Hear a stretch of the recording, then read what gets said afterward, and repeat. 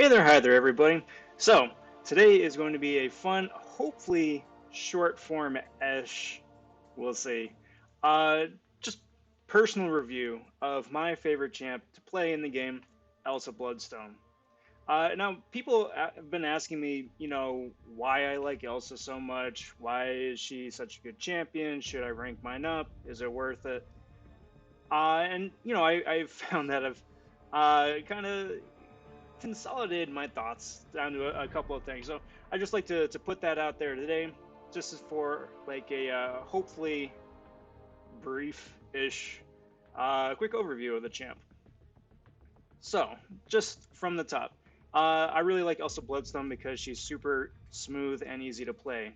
She transitions very well from combos to specials. She transitions well from her evade to counter attack. She transitions very well from light attack ending combos to medium attack ending combos, and just throwing together an entire move set. So she's very intuitive to play.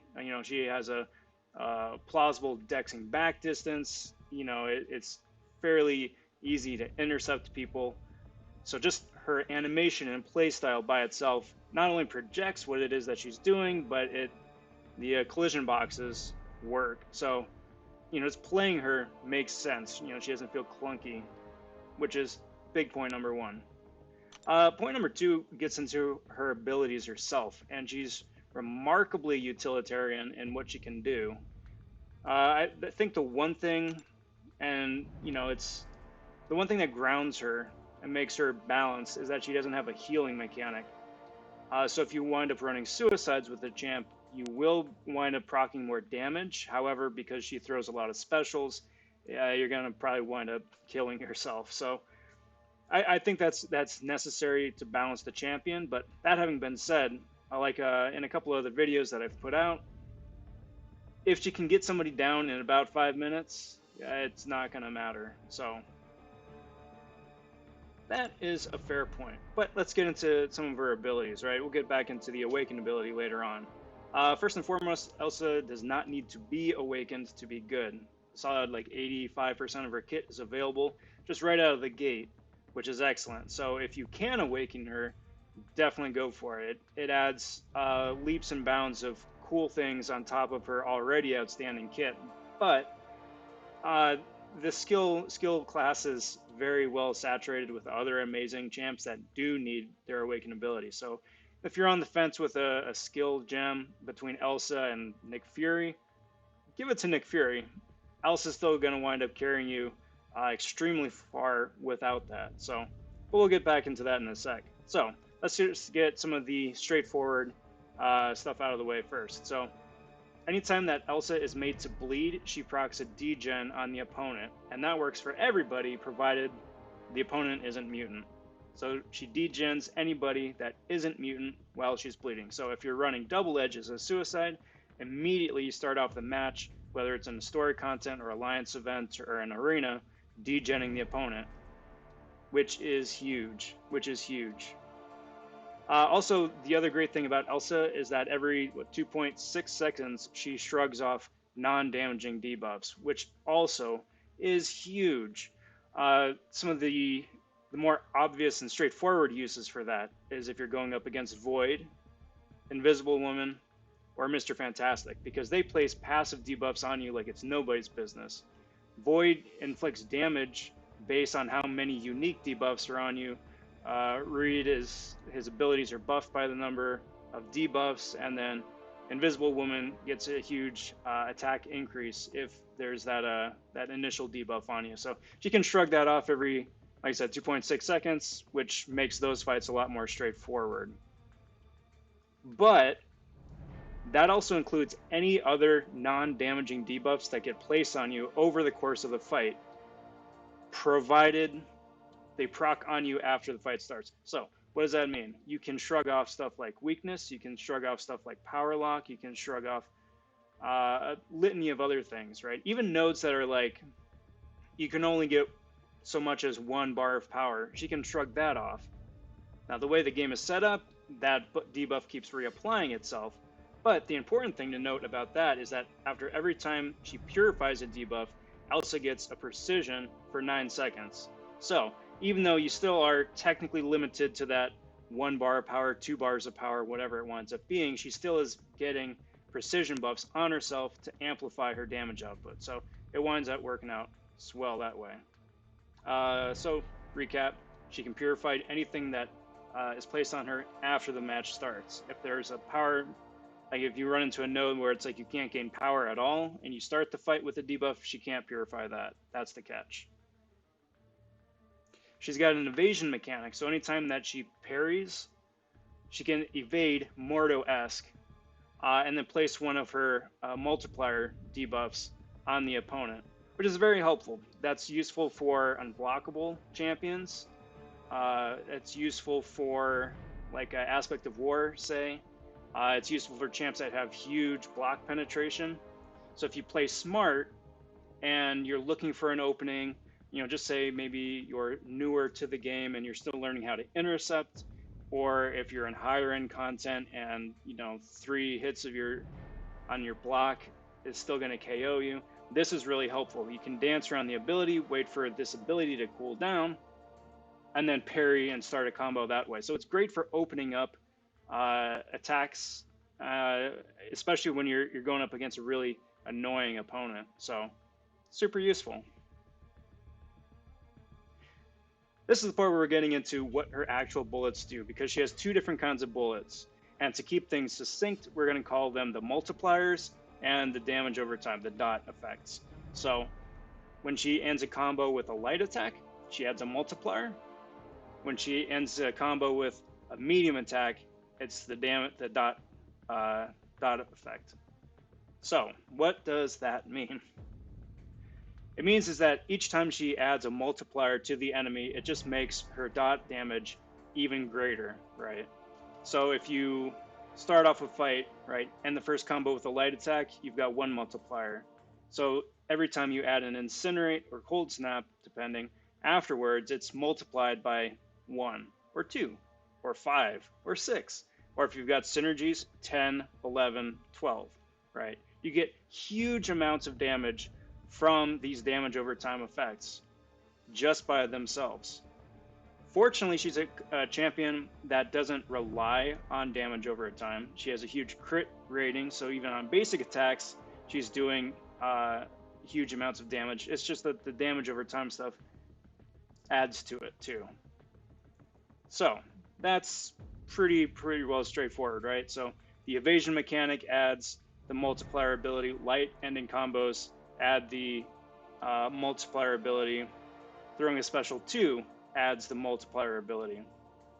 Special 1s add the dot effect. Medium attacks add a dot effect. Awesome, great. But how can we make that even more in-depth and even more complicated? Well, let me tell you, my friend. So not only does she add multipliers and dot effects, right? The damage over time alternates between Incinerate and Cold Snap.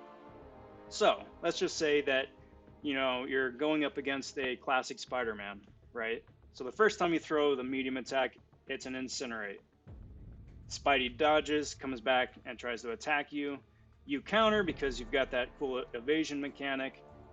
And because that Spidey has evaded, now Elsa is going to start throwing Cold Snap instead, which is amazing because that just completely neutralizes evasion opponents. Awesome. Or say you go up against Void. Void is Incinerate immune. So instead of throwing up a debuff that does absolutely nothing, she switches over to Cold Snap. So now Void is getting Cold Snap. It's super useful, and it really adds to her viability and the number of different opponents that she can fight. But how do we make that even more complicated? Well, the really cool thing about, let's see, where does it say in here where it's at? I think it should be here. So the dot effects also minimize perfect block chance. So if you've got an opponent that just can increasingly stacks their shields or perfect block chance, like Beardo with his charges, that helps reduce it and makes him a bit more susceptible to attack. Awesome. And what else? So for the light ending attacks, right?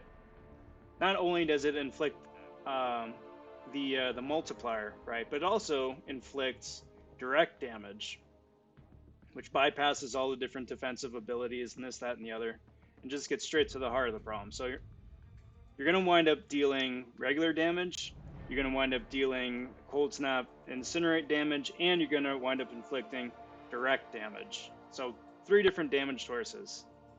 Huge, huge. Okay, so that covers the different kinds of bullets, right?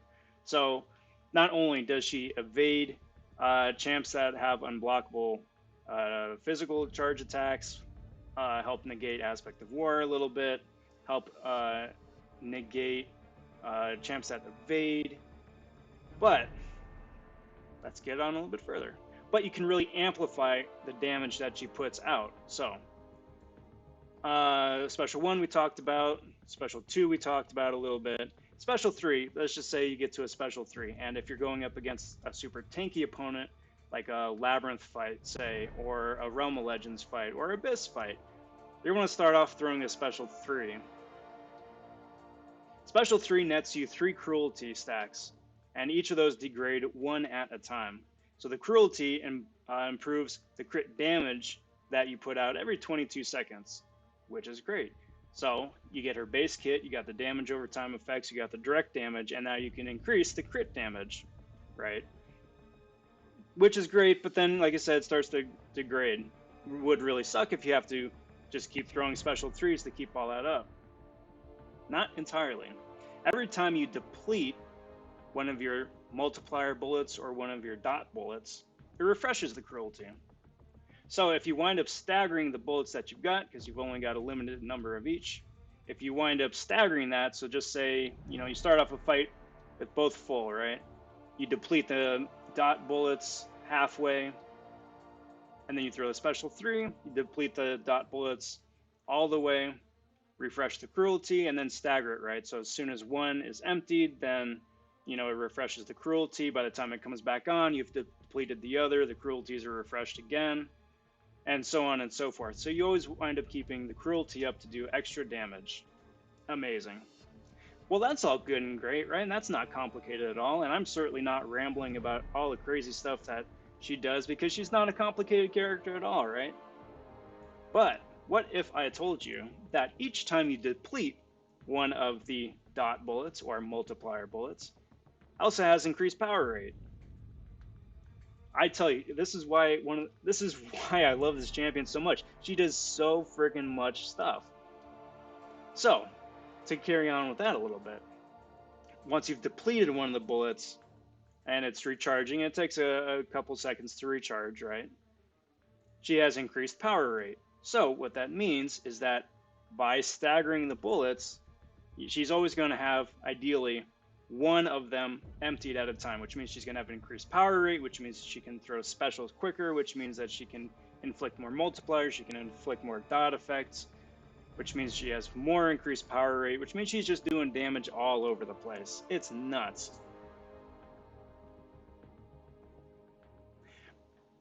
But what else if I told you that there was more? Well, because not only does she get the Cruelty to buff the crit damage, she also can get Precision to buff her crit rate. So, Special 1, if you throw a Special 1, she gets a Precision buff, and this Precision buff is special because it's going to stay up forever, unless it's nullified. It stays up forever until you throw your next special attack. So, theoretically, were you to start off the fight, deplete one of your bullets, build up to a Special 3, get the 3 Cruelties, stagger the bullets so you always keep the Cruelties refreshed, throw the Special 1, get the Precision, you could be running 4 buffs on Elsa at all times, which is fantastic for some of the super fun and interactive nodes in, say, at Act 6 or Alliance War that requires you to have a certain number of buffs on you at a given time in order to do damage. So, super useful. So her potential for damage output is insane, right? So not only does she have a great base kit with high attack, one of the highest attacks in the game, she can increase her crit rate, she can increase her crit damage, she can increase the damage of her damage over time effects with the multiplier, she can switch the damage over time effects between the cold snap and incinerate, she can evade. That's nuts. That's a great champion. And this is where the awakened ability comes in, because she gets all of that vanilla out of the gate. You know, rank 1, level 1 is a 3, 4, 5, 6-star champ. Once you get her woken up, though, then she gets optimal gameplay against 3 different types of enemies. And let's just take a look at that here real quick. So my 6-star here is rank SIG level 40, right? So it just keeps going up and up and up from here. She gets an edge against science champs. She gets an added edge against large and extra large champs. And she gets an edge against whoever is on the final node of a quest. So, just to read the SIG ability. When fighting science champs, critical hits with the Hellfire rounds, and scrolling down a little bit further, the Hellfire rounds are the medium and the special one, which are the damage over time effects, right? So, when fighting science champs, critical hits with the DOT bullets inflict a huge amount of extra damage. When she's fighting large or extra large champs, the critical hits with the multiplier bullets add a whole bunch of added damage. Or when she's fighting on the last node of a quest, she has increased damage rating anyway, just for everything. Which is great because, like I said, that features into 3 distinct groups of opponents. Final bosses, large, extra large opponents, science champs, which covers a huge swath of opponents. The best part about that is that it's cumulative. So just say you're fighting a Hulk Ragnarok as the final boss on a path, right? So not only does her medium attacks do added crit damage, but the light attacks do added crit damage. And she gets just increased damage rating anyway, just because it's the last boss of a fight. So she's just doing damage all over the freaking place. It's ridiculous. She's great out of the gate, even before you get her ramped up. If you're fighting, I mean, just say like if you're fighting someone who's so super tanky, right? So in Labyrinth or Realm or Abyss, right?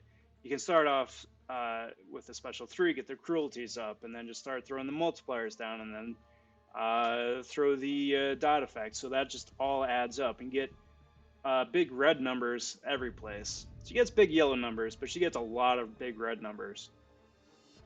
Or if you're just fighting in an arena, or for like an alliance event where fights are a lot quicker, you don't even need to worry about the special 3. You can forget special 3 even exists. Get a couple multipliers, throw down a couple of dot damage, and people just absolutely melt as is.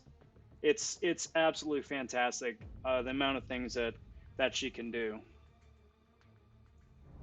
I said at the top of the video that because she can't heal, that kind of balances her out a little bit. And I think for her synergies, that also kind of highlights her balancing out as well, because her synergies aren't super amazing. They're good, but they aren't super amazing. They aren't like Domino, Red Hulk, Masakura level of synergy, right? So let's just go over that real quick. So if she gets paired up with a Darkhawk, it means that she gets Assassin if you don't have Assassin unlocked, or if you do have it unlocked, it starts at 25%, which is useful for bigger, longer fights. If she gets paired up with Beast, the cooldown for her evasion is reduced by 2 seconds, which doesn't seem like a lot, but if you're fighting somebody who's just either who's either constantly throwing the unblockables your way, unblockable charge attacks, or has the huge block penetration, it's really useful to get this back up and back online so you can have even more openings to counterattack. She gets added armor with Wolverine, added crit with Carnage, Doc Ock, and Scarlet Witch, which is all good and great. The best synergy for Elsa, though, hands down, is the newest one into the game. I've only got the 4-star version of Tigra, but still able to highlight what I'm talking about. And speaking of which, Rob, what are you talking about? Elsa's best synergy here is with Tigra, and which says enhanced ammunition debuffs last 4 seconds longer. Also, and this is useful but not necessary, when you're fighting on the last node of a quest, opponents can't activate True Strike or True Accuracy. Cool, good to know.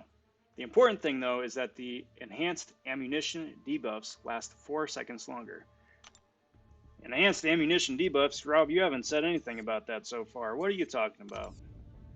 Well, that's just a fancy way of saying her light ending combos and her medium ending combos. So anytime you throw a multiplier, it lasts for 4 seconds longer. Anytime you throw a damage over time effect, it lasts 4 seconds longer. And those work in tandem together. So when fighting Elsa just by herself, if you're lucky, you can get up to 5 or 6 multipliers and then start going to town with damage over time, right? Which means you get added damage over time damage, and you get added direct damage. Cool. But with the Tigra synergy, she's able to get up to 12 multipliers and then just keep throwing the damage over time and direct damage on top of that. Each multiplier increases the damage that each damage over time effect does, so you wind up getting even bigger, even longer, even redder numbers. And she just melts people. So to recap, because this has not been a very brief or succinct going over, I'm already 20 minutes in. I don't care. I could gush and talk about Elsa here for days. But just in summary, if you're looking for an all-around utilitarian champion that can melt people, literally melt people in seconds, like we're talking like 10 seconds for arena matches, it's ridiculous. Elsa is your go-to champ. Not only can she increase her crit rating, her crit damage, not only can she throw down, incinerate, and or cold snap, but she can add to the damage that cold snap or incinerate do. She can do direct damage. She has added damage against science champs, against large exile, against last node on quest people. Kind of like how Danger Sense and Blade does. Like, he's got the synergies that you can start attacking Mystic champs, where you can attack villain champs. Something like that. But you don't need a synergy to do it with Elsa. She's just absolutely fantastic. And the Tigra synergy just makes, like I said, the numbers even bigger and redder and longer. So it's amazing. I'm so happy that Elsa exists in the game with the kit that she has.